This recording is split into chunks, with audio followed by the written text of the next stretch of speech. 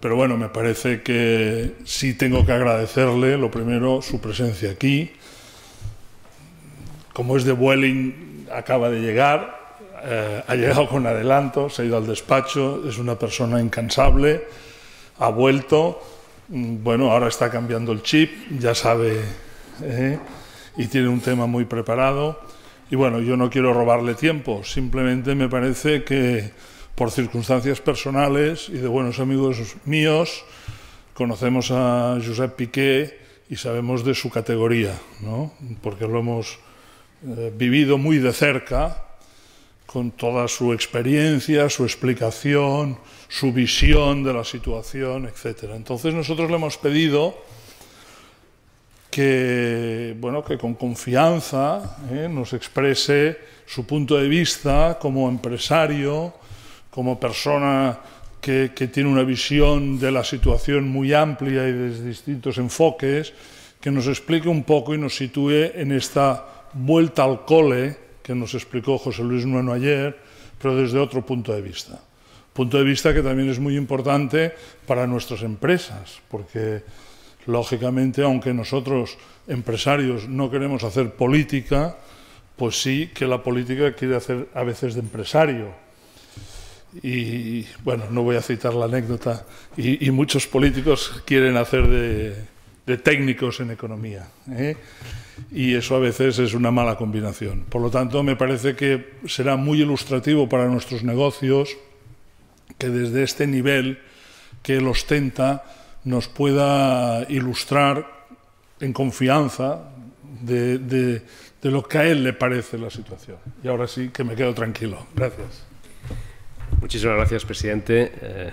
Gracias también a ANCECO por haberme invitado a participar en este octavo congreso, y agradecerles, como decía, su presencia y también su paciencia, porque yo les voy a hacer una intervención probablemente un tanto alejada de lo que ha sido el hilo conductor de todas las intervenciones hasta ahora, porque les pretendo transmitir una visión global, y cuando digo global quiere decir pues global, desde cómo está evolucionando el mundo y desde luego ver las consecuencias prácticas que eso pueda tener sobre nuestros comportamientos habituales, nuestros comportamientos cotidianos en nuestras empresas. Lo primero que hay que decir es que el mundo está cambiando a una velocidad vertiginosa y que difícilmente podemos todavía captar con todas sus consecuencias. Empiezo por una afirmación un tanto provocativa o provocadora, y es que el mundo ha dejado de ser occidental. Durante 5 siglos el planeta ha tenido una hegemonía clara de los países occidentales. Durante 4 siglos, del 15 al 19, claramente por parte de potencias europeas que se iban sucediendo en el intento de ejercer su hegemonía en el conjunto del planeta. Eso tiene su máxima culminación en lo que hemos llamado el colonialismo. Las potencias europeas se consideraban a sí mismas con el derecho, entre comillas, natural de repartirse el resto del planeta. Y así se hizo. Y las diferentes potencias europeas nos repartimos África, nos repartimos América, nos repartimos buena parte de Asia y buena parte de Oceanía.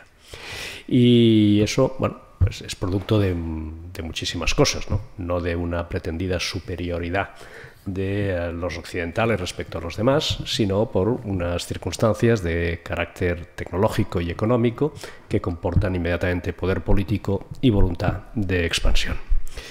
Empieza, por lo tanto, con el dominio de los mares y con la época de los descubrimientos. El dominio de las rutas marítimas permitió ejercer poco a poco un progresivo dominio del resto del planeta. De forma sucesiva, decía, en los primeros siglos el papel de la propia España o de Portugal fueron muy relevantes. Fuimos perdiendo peso específico y entramos en decadencia luego, pero después ese papel lo han ido asumiendo países como Francia, por supuesto, como Alemania, como el Imperio Austrohúngaro o, sin ninguna duda y siempre, el Reino Unido. El Reino Unido y su diplomacia es un ejemplo de buen hacer. El Reino Unido siempre ha tenido como gran objetivo el dominio de las rutas marítimas, el Imperio Británico lo que pretendía era dominar las rutas marítimas para asegurarse el comercio internacional y procurar que jamás en el continente europeo existiera una potencia lo suficientemente fuerte como para que pudiera poner en riesgo esa voluntad británica. Y de hecho, si miran ustedes la historia, verán que los británicos siempre se han aliado, siempre han buscado una coalición con los países que se enfrentaban a la entonces potencia hegemónica. Si era España contra España, si era Francia contra Francia o si era Alemania contra Alemania. Y esto ha marcado la historia del mundo durante 4 siglos, desde el XV al XIX. Se acrecienta con la revolución industrial, porque eso permite que Occidente dé un gran salto tecnológico, económico, de capacidad de producción, de capacidad de distribución y, por lo tanto, también de poderío militar. Y es a partir de la revolución industrial cuando todo eso cobra todavía mayor relevancia. Eso no siempre fue así. 500 años en la historia de la humanidad son una gota. Antes había y ha habido muchísimos otros imperios con voluntad hegemónica y algunos de ellos con tradición de siglos, por no decir milenios, ¿no? Sería el caso de China, que siempre se autodenominó a sí mismo el imperio del medio, el imperio del centro, y consideraban, no sin razón, que todos lo que les rodeábamos éramos unos bárbaros. China, al final, también en el siglo XIX, tiene que torcer el brazo, se lo hacen torcer, y la expresión más visible, si alguno de ustedes ha estado en Shanghái, pues es el bund, ¿no? Es la fachada que da al río, que es un pequeñísimo afluente del Yangtze, un pequeñísimo afluente que enfrente de Shanghái tiene 400 metros de anchura y que recoge pues las diferentes concesiones de las diferentes potencias coloniales que obligaron, en virtud del Tratado de Nankín a mediados del siglo XIX, obligaron a los chinos a abrir sus puertas y sus puertos al comercio internacional. Bien, el siglo XX cambia un poco este panorama. Hasta la Primera Guerra Mundial no ostensiblemente, no era visible, pero a partir de la Primera Guerra Mundial y sobre todo después de la Segunda, y voy a ir muy rápido porque si no me alargaría en exceso, surgen otras 2 grandes potencias hegemónicas en el planeta, que dejo aparte el periodo entre guerras, que es enormemente complejo, y me sitúo ya en la segunda mitad del siglo XX, en el que con toda claridad el mundo está repartido en 2 grandes áreas de influencia, con 2 grandes superpotencias al frente de cada una. Es lo que llamamos el mundo bipolar, que tiene una característica esencial y diferente respecto a todo lo anterior que la humanidad había visto. La humanidad siempre había visto cómo los imperios se enfrentaban entre sí, cómo los imperios emergentes tenían voluntad expansiva y de conquista a través de la guerra, y en este caso resulta que las 2 grandes superpotencias que tienen un enfrentamiento global y general, porque es un enfrentamiento político, es un enfrentamiento ideológico, es un enfrentamiento económico, es un enfrentamiento militar, en algunos casos, nunca llegan en este último punto a las últimas consecuencias, porque se da una circunstancia muy novedosa y es que existe el arma nuclear. Y eso comporta lo que se llamó el equilibrio del terror o la doctrina de la destrucción mutua asegurada, que implicaba que si entraban en guerra en serio, pues el ganador también iba a perder porque todavía hay, y había desde luego armamento nuclear suficiente como para destruir varias veces el conjunto del planeta. Y esta situación cristaliza y parecía eterna, ¿no? Parecía eterna. Los que hemos vivido fundamentalmente en estos años, en el escenario geoestratégico de la segunda mitad del siglo XX, pues nos parecía que esa división entre el bloque occidental, capitaneado por Estados Unidos, y el bloque, digamos, oriental o soviético o comunista, capitaneado por la Unión Soviética, pues que iba a perdurar mucho tiempo y que se iba de alguna manera ajustando a través de pequeños conflictos, pequeños entre comillas, conflictos regionales. Nunca se llegó a una confrontación global que nos hubiera destruido a todos, pero sí que había confrontaciones bélicas, guerras, en el sudeste asiático o en América Central o en África continental. Y todas tenían de alguna manera la lógica de la división entre bloques. Siempre uno de los 2 bandos enfrentados se alineaba con una de las 2 superpotencias y formaba parte, por lo tanto, de las reglas del juego. Ahí se consolidó una denominación que hoy ya es absolutamente obsoleta. Se decía, aquí está el norte y aquí está el sur, o aquí está el primer mundo que incluía un segundo mundo, que era el bloque soviético, y aquí está el tercer mundo, que es el lugar en el que dirimimos nuestras diferencias y buscamos las materias primas que necesitamos para nuestras necesidades de producción. Bien, eso parecía intocable, y durante todos esos años el tercer mundo, en términos de peso económico relativo, de peso específico, apenas representaba nada. No llegaba al 10% del Producto Bruto Mundial.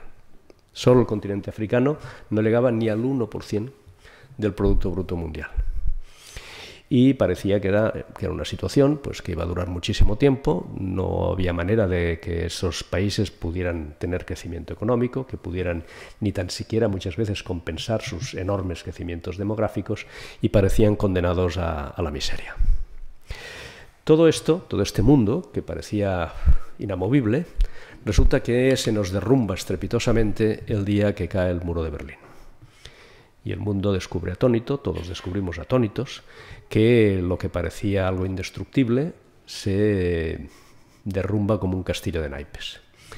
Cae el muro de Berlín, todos los países que estaban bajo la órbita soviética, lo que se llamaban los países satélites, inmediatamente cambian de bando y lo que desean es incorporarse al mundo occidental con todas sus consecuencias, por lo tanto también la Unión Europea, también la OTAN, y al cabo de muy poco tiempo vemos también otra cosa increíble, que es en agosto del año 91, el muro de Berlín cae en noviembre del año 89, en agosto del año 91 también se desmoronó la propia Unión Soviética. Cosa importantísima, ¿no? Sin llegar a la exageración del primer ministro y antes presidente Putin, que dijo que el hundimiento de la Unión Soviética era la mayor catástrofe geoestratégica del siglo XX, sí que es verdad que estamos ante un fenómeno muy importante, ¿no? Porque la Unión Soviética era la plasmación más clara, más evidente del sueño imperial de la Rusia eterna, de Pedro el Grande o de la emperatriz Catalina. Rusia siempre ha querido dominar el Báltico, siempre ha querido dominar el Mar Negro, siempre ha querido dominar el Caspio y por lo tanto también el Cáucaso, ha querido dominar Asia Central y quería aumentar su influencia cuanto más al oeste, en Europa continental, mejor. Y eso pues fue así, y era así. Fíjense ustedes lo que es el desmoronamiento de la Unión Soviética, es un dato que me gusta mucho repetir, que cuando cae se transforma en nada menos que 15 países diferentes. 15. No hablo de los países satélites, hablo de la Unión Soviética. Y una vez desmoronado en 15, descompuesto en 15, resulta que la Federación Rusa sigue siendo de largo el país más extenso del mundo.